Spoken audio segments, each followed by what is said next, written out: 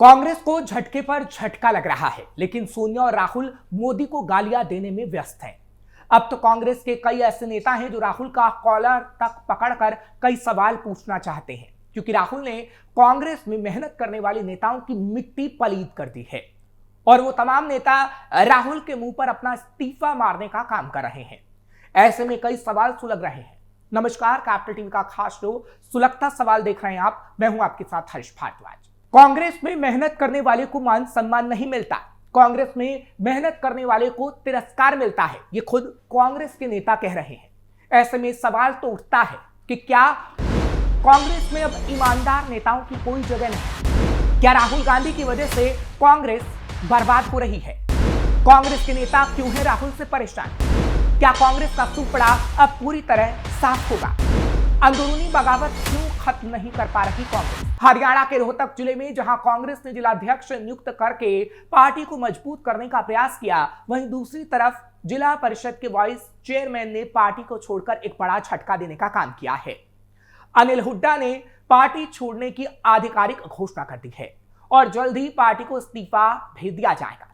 जिला परिषद के वाइस चेयरमैन अनिल हुड्डा ने बताया कि कांग्रेस पार्टी छोड़ने का फैसला उन्होंने काफी पहले कर लिया था। थोड़ा वहाँ ज्यादा डिस्टर्बेंस चल रहा है, मान सम्मान का रोड़ा हो रहा है।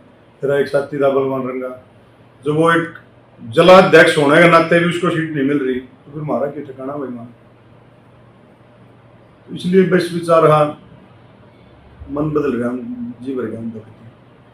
कोई बात सी नहीं रही भाई। हम जिस लेवल में हम काम कर रहे हैं, सरकार के साथ भी टकरा रहे, सब देख दे, कोई न्यूज है नहीं, अपना सब स्वार्थ भूल गए और गति आत्मा लग रहे थे हम लोग। फिर भी जब यो रिजल्ट मिलने लग रहे हैं, कौन ठाना ना और ना ये ना वो ना, तो कोई होली सोली नहीं उड़े। तो फिर अपना ठिकाना देखना पड़ा। आदमी ने जनता काम मांगे, काम तो करानी पड़ेंगे। तो जनता ही लड़ाई है, न्यूज है नहीं भाई हमारा अकेला फैसला है। सिस्टम है नहीं बन रहा वहाँ पे, जब सारा का सारा मामला खराब होया पड़ा है। जब एक जिलाध्यक्ष एक दलित परिवार था, हमारा शरीफ बाल आदमी है गति, उसको भी उठाकर वो कर दिया, तो कितना दबदबा हो रहा है कुछ लोगों का, देख लो आपने। अवगत क्या कराना, जब ब्रेकिंग न्यूज चल रही, सारी चीज चल रही, फिर उन्हें सोचनी नहीं चाहिए। कहने सुनने वाला है नहीं कोई वहाँ, अपनी अपनी राजनीति छोड़ने सारे के सारे भाई। जब कई नेता कांग्रेस को अलविदा कहते हैं, छोड़ते हैं, तो कई नेताओं के फोन आते हैं। आपके पास भी किसी नेता का फोन आया? हाँ लग रहे फोन था हमें, बाकी मैंने किसी को बताया नहीं था। अपना निजी फैसला है। अपने जो साथी है उनसे बात करी थी, जो समर्थक अपने भाई, जो भाईचारा है, सरपंच साथी है, पार्षद साथी है, उनका लगभग सारे का ये विचार है भाई, अपना रास्ता देख लो, जो ना यहाँ बुझ जाए। तो कोई कौन सी पार्टी में जाएंगे आगे? रास्ता किस पार्टी में, किसी पार्टी में जाएंगे या अपना अलग अलग लग जाएंगे? देखो अभी तो कोई विचार नहीं है। अभी सारे सरपंच साथी हैं, अपने वार्ड के साथी हैं, जितने भी अपने मौजूद आदमी भाई, पार्षद साथी हैं, जो विचार बनाओगे एक सिस्टम के तहत कर लेंगे फैसला, जो भी जनता के हक में होगा। तो वो आधिकारिक तौर पर कोई लेटर कांग्रेस पार्टी को आपने दिया है? नहीं, अभी तक नहीं दिया, आप देवांगे। उन्होंने कहा कि कांग्रेस पार्टी में अब उन्हें मान सम्मान नहीं मिलता। कांग्रेस पार्टी में सब कुछ खराब चल रहा है, वहां सुनने वाला ही कोई नहीं है, सबकी अपनी राजनीति चल रही है। पार्टी नेताओं के फोन आ रहे हैं, लेकिन अब पार्टी छोड़ने का फैसला ले लिया है। वो यही नहीं रुके। अनिल हुड्डा ने कहा कि कांग्रेस के एक दलित जिलाध्यक्ष बलवान रंगा को सीट नहीं दी गई, बाद में ढोंग रचा गया। गरीब आदमी की इज्जत बिगाड़कर बाद में कुछ भी कर लीजिए। विधायक बीबी बत्रा ने तो पार्टी का भट्टा बैठा दिया। उस कार्यक्रम में मैं होता तो झगड़ा हो जाता और कुर्सियां एक दूसरे पर फेंकी जाती। जब एक जिलाध्यक्ष को सम्मान नहीं मिल रहा, तो आप ही सोचिए कि आखिर कांग्रेस में किसको सम्मान मिलेगा? ना तो पार्टी सम्मान करना जानती है और ना ही राहुल गांधी। आज तक मैंने दीपेंद्र से भूपेंद्र से आमने सामने बैठा लो, एक भी फोन नहीं। कोई मतलब हमने पार्टी के लिए काम किया, हमारे लिए पार्टी ने आज तक कोई भी कोई फेक न्यूज चले जाओ नहीं, आमने सामने बैठा लो। मैंने किसी कांग्रेसी नेता से आज तक कोई फोन भी नहीं करवा लिया। अपनी मजदूरी करी है, दिहाड़ी करके कमाया अपना। वैसे ये तो बात चलती है। कल बलवान रंगा जी बात हुई थी, मगा रंगा साहब ऐसे तो बात गलत है। ये तो जब इंसल्ट करें, बुलाया क्यों नहीं मेरे को? हम देखा उस मेले ने कैसे उठा देगा। एक दलित नेता हमारा भाई, हमारा बड़ा, ऐसे बात पकड़े उठा दिया उसने। तो मैं उस प्रोग्राम में जा नहीं पा रहा था, नहीं तो वही झगड़ा और हमारा। तो माफी भी तो मांगते नजर आ रहे थे। वो पाछा डोंगर चाहे यार, एक शरीफ आदमी की इज्जत बिगाड़े का निकुल सकता। तो देखो लड़ाई तो अपनी खुद लड़नी पड़ती है और अपने काम आप खुद कराने पड़ते हैं। खुद आगे की बात है किसका साथ मिलेगा किसका नहीं।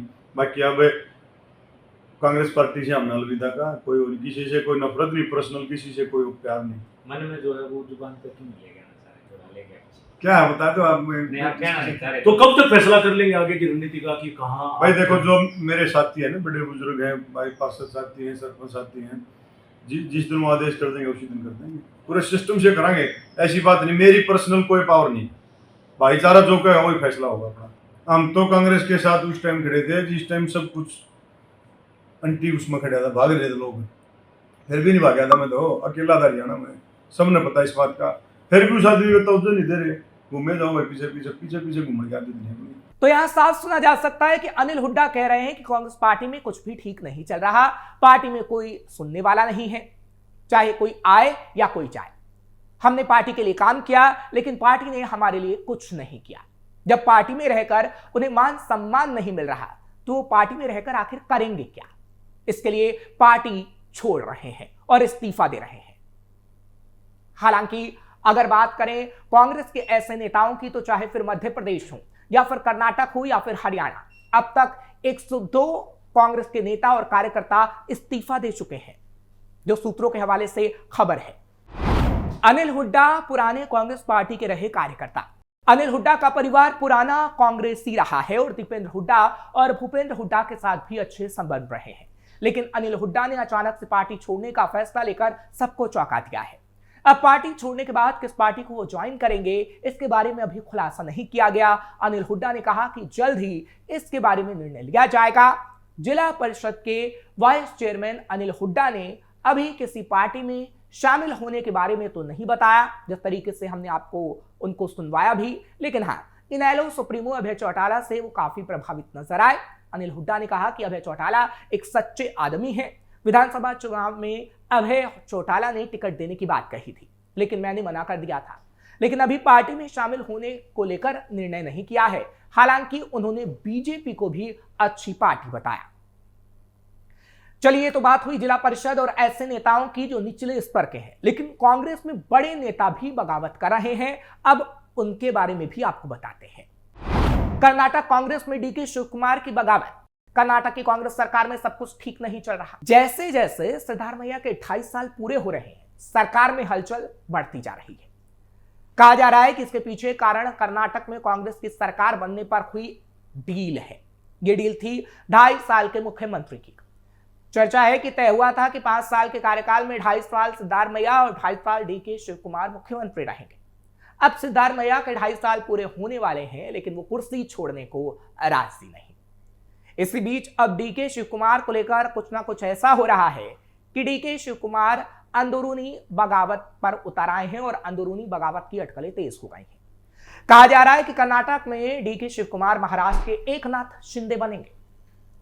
महाराष्ट्र में महाविकास आघाड़ी की सरकार थी, उद्धव ठाकरे मुख्यमंत्री थे।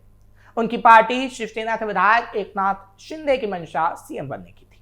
उन्होंने ये मंशा पूरा करने के लिए उद्धव ठाकरे से बगावत कर डाली, शिवसेना के विधायकों को तोड़कर अपने पक्ष में लाए और फिर उद्धव ठाकरे की सरकार गिरा दी। एकनाथ शिंदे बीजेपी के साथ आ गए और खुद महाराष्ट्र के मुख्यमंत्री बन गए। कर्नाटक में उठ रहे बगावत के सुर।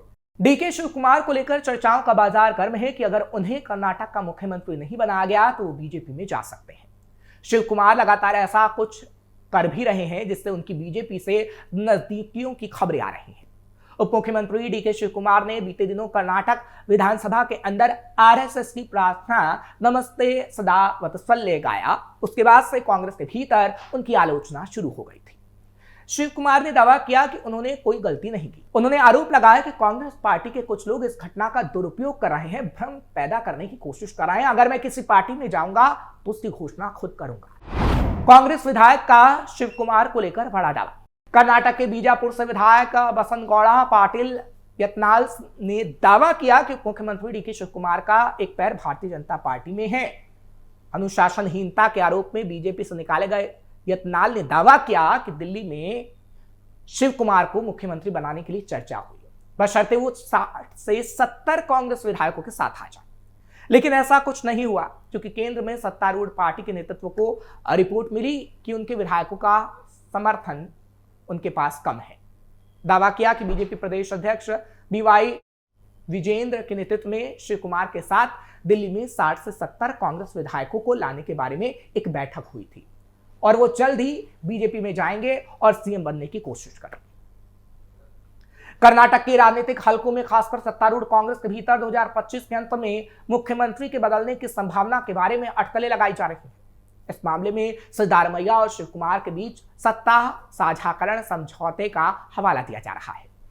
इन अटकलों के बीच सिद्धारमैया लगातार दावा कर रहे हैं कि वो पूरे 5 साल के कार्यकाल के लिए मुख्यमंत्री रहेंगे। मई 2023 में कर्नाटक विधानसभा चुनाव के नतीजे घोषित होने के बाद मुख्यमंत्री पद के लिए सिद्धारमैया और शिव कुमार के बीच कड़ी प्रतिस्पर्धा थी।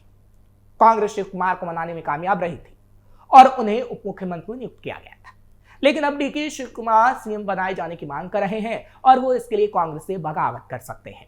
फिलहाल कांग्रेस का बड़ा नेता हो या कोई छोटा नेता, वो कांग्रेस से इस्तीफा दे रहा है और बगावत करने को आतुर है, जिसके बाद कांग्रेस का भविष्य खतरे में पड़ता दिखाई दे रहा है, जिसे शायद ही राहुल और सोनिया ठीक कर पाए।